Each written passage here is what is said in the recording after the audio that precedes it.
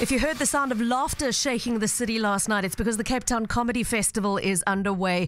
As we told you last week, 15 visiting international comedians joining a very long list of local talent on stage at the Artscape. And I hope last week's prize winners are all going to have an absolutely fabulous time at the shows they're attending tonight. For today, though, I am delighted to welcome to the studio one of those visiting international comics, Malawian-born Daliso Chaponda. And I smiled the minute I saw his name on the list because it wasn't so long ago he had my kids rolling on the couch with laughter during a performance on Britain's Got Talent. And before I welcome him officially, let me just remind you what he sounds like. As I mentioned, I am from Africa. I moved here 10 years ago. And immediately I moved here, I heard a lot of British people talking about the financial crisis, the recession. I'm from Africa. What are you maniacs talking about? You call that a crisis? If that's a crisis, where is UNICEF? Where is Bono? I have not seen one Save the UK concert. You can tell me it's a financial crisis when there are planes flying over Birmingham tossing fish and chips out the window. And the raucous laughter in the background, of course, the BGT judges. Lots for us to talk about. But first, officially, Daliso Chaponda, welcome to Cape Talk and welcome to Cape Town. Thank you. Good to be back. So not your first visit to Cape Town. Yes, I actually did this very festival several years ago, long before anyone knew who I was.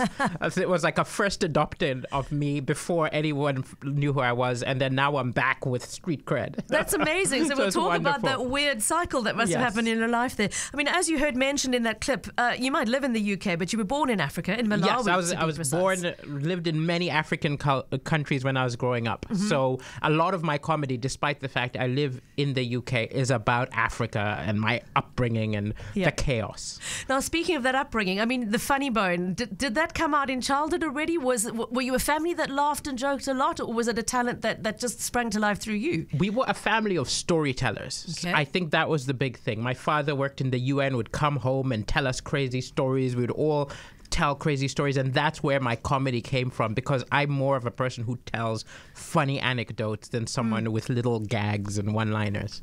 So it's the story, not the sort of the joke. I get you. Yes. I mean, you've mentioned you moved around so much. I know your parents initially had to flee Malawi under the Hastings Banda regime, made you into a world traveller. Thailand, Australia, Switzerland.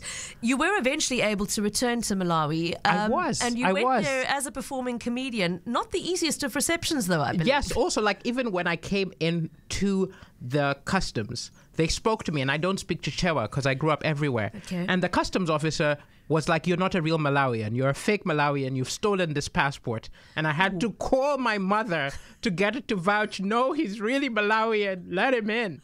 How old were you at this time? This was like 11, 12, something like that. Okay, so phoning your mom to vouch for you. Please. I mean, your dad went on to become a government minister. Yes, my dad's in the government right now. So he's still in the Malawi government, causes all sorts of chaos. He was arrested 2 years ago, which was very traumatic for him, but gave me lots of jokes.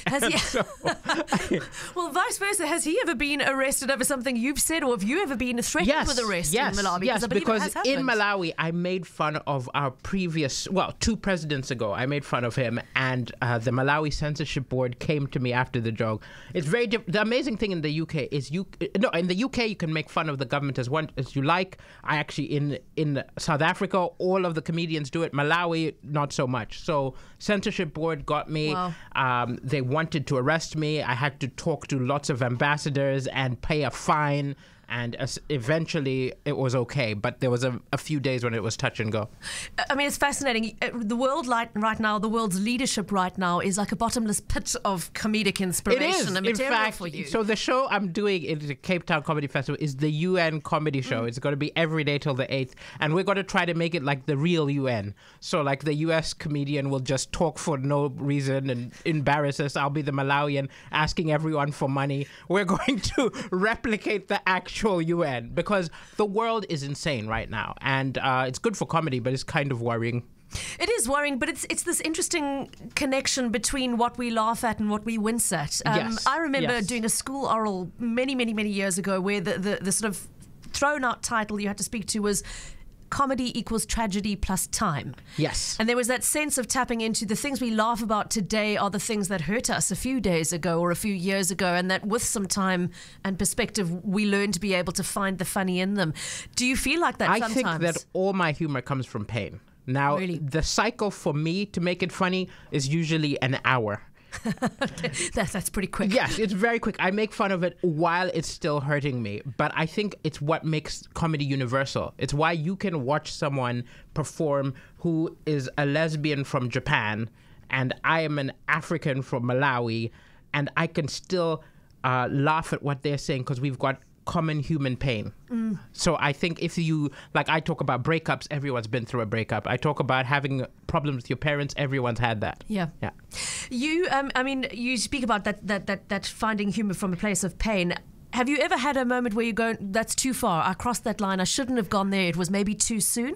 Not from my life, but I've made fun of stuff going on in my girlfriend's life and got in instant trouble and realized that while for me, it takes an hour to be able to talk and laugh about it. Not everybody does. And sometimes your friends and family, like my dad getting arrested, has to deal with his crazy son making fun of it immediately. And, you know, he'll call me angry, but now he's starting to understand that, well, it's how you make your living. Yeah. And, Now, speaking of making a living out of this, I believe it was while you were studying in Canada that Yes. you started working on the stand-up. You hit the stand-up clubs, the open mic nights, etc., and started sort of building your repertoire. Moving across to the UK in 2006, you were at the Edinburgh Fringe by 2008. I mean, this is and it was a hobby which became a life. And I think that is a gift. And I think it would be lovely for everybody if that happened. Because can you imagine the thing you do for fun suddenly becomes the thing which makes you eat? And Yeah. It's wonderful. I mean, that's what they always say. Find a job that you love and you'll feel like you never work a day I in your still life. expect it to be taken away. I'm loving it, enjoying it. But every day I'm like, is this allowed? Are you allowed to enjoy your life so much?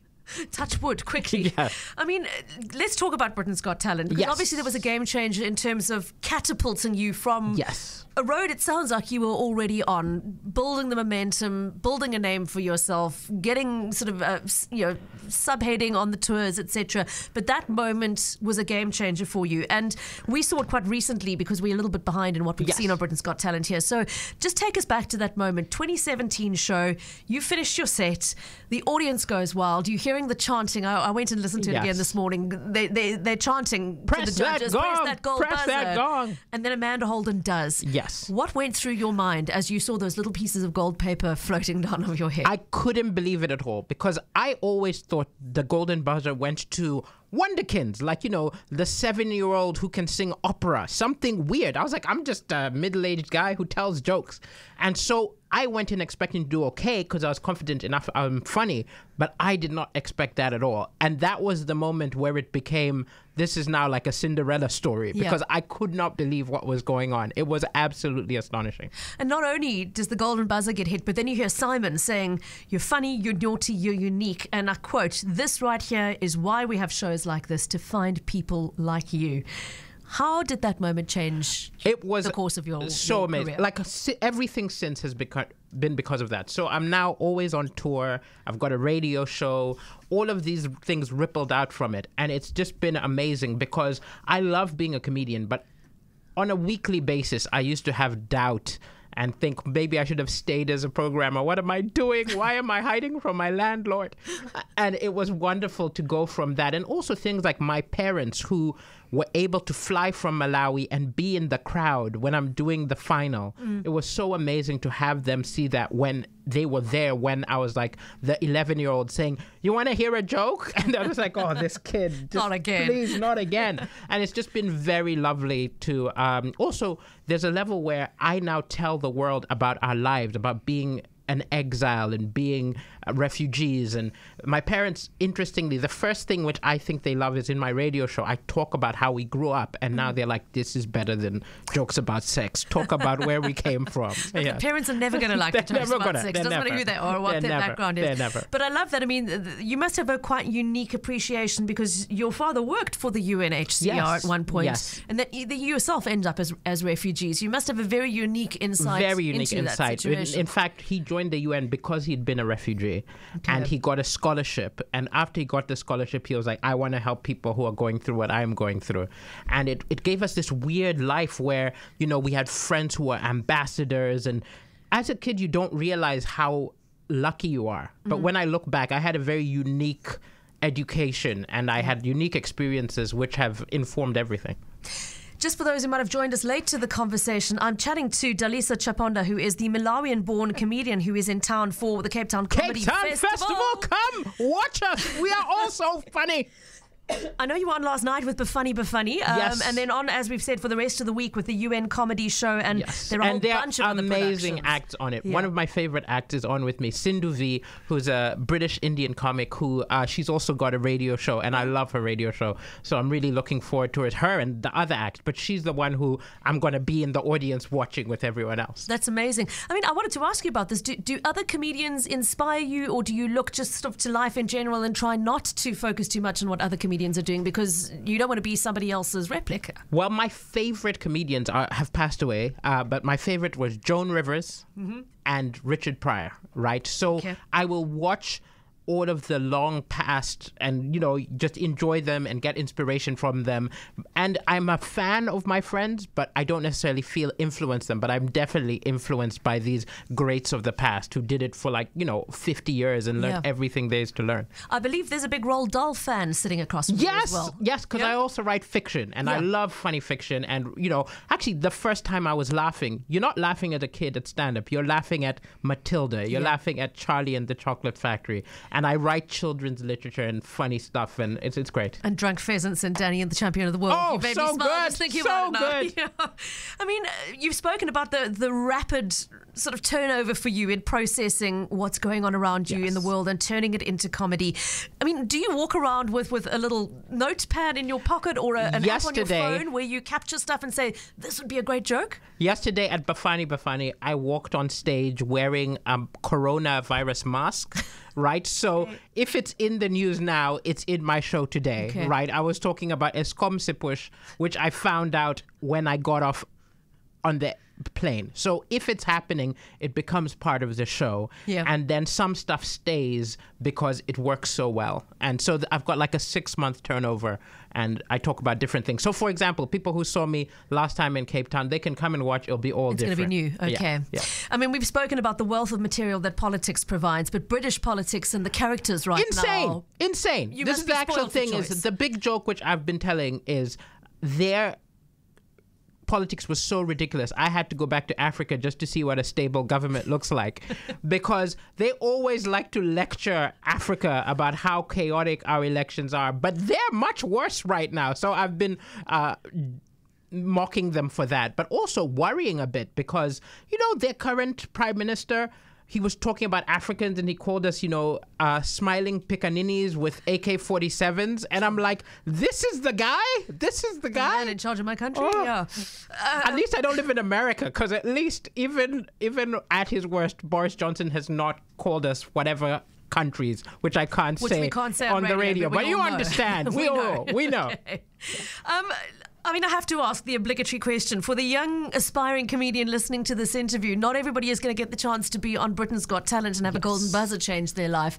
What's your advice on what it takes to make it in this industry? Because it's cutthroat. The main thing I would say is don't try to be a comedian. Don't try to be try to be artistic. Like, I became a comedian accidentally while trying to be a novelist, right? So I was doing novels, I was doing comedy, I was doing rap, I was doing everything. And then one of them started to pay me, and then I became that. And I think that's the thing. Try everything when you're young, and you might not even know where your life goes. I have a friend who actually illustrates, and that he wanted to be a painter. You don't know what your life is going to be, but try everything because it's so enriching.